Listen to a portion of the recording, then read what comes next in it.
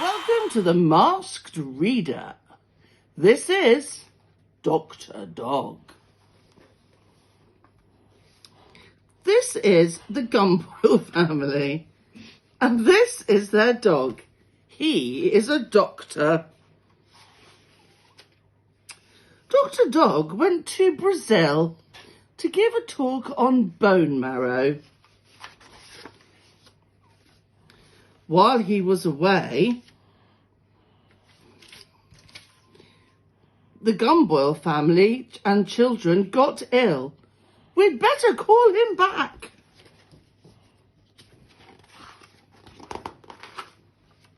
They sent a text message to Brazil, and Dr. Dog came home.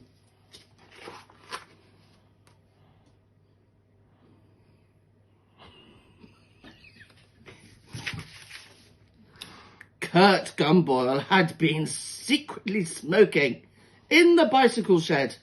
He had a wicked cough.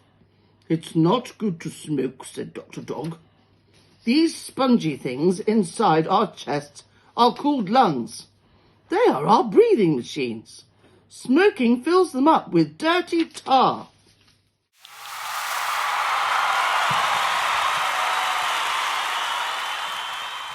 As for the hobbits of the Shire, with whom these tales are concerned, in the days of their peace and prosperity, they were a merry folk. They dressed in bright colours, being notably fond of yellow and green, but they seldom wore shoes, since their feet had tough, leathery soles, and were clad in a thick, curling hair, much like the hair of their heads, which was commonly brown.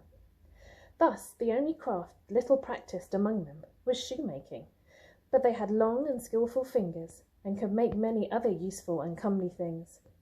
Their faces were as a rule good-natured, rather than beautiful, broad, bright-eyed, red-cheeked, with mouths apt to laughter, and to eating and drinking.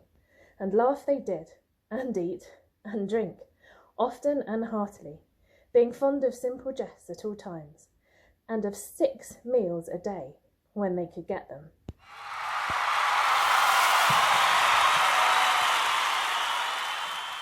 My teacher wasn't half as nice as yours seems to be. His name was Mr. Unsworth, and he taught us history. And when you didn't know a date, he'd get you by the ear and start to twist while you sat there, quite paralysed with fear.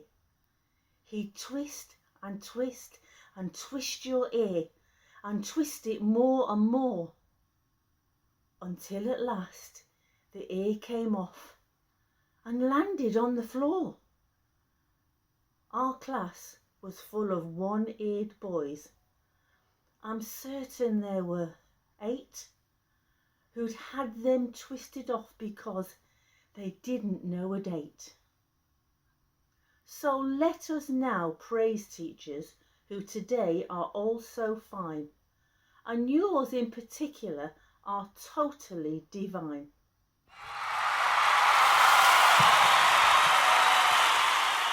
The Graveyard Book by Neil Gaiman. One grave in every graveyard belongs to the ghouls. Wander any graveyard long enough and you will find it.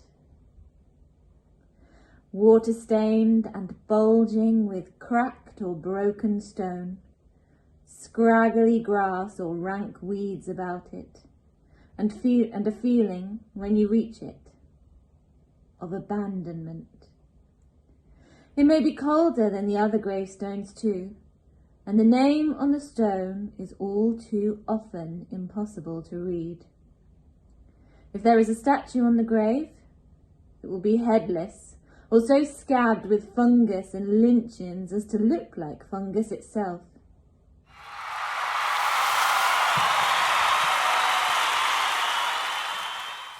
They weren't doing anything. Nothing much. And then there was a knock at the door. Ding dong.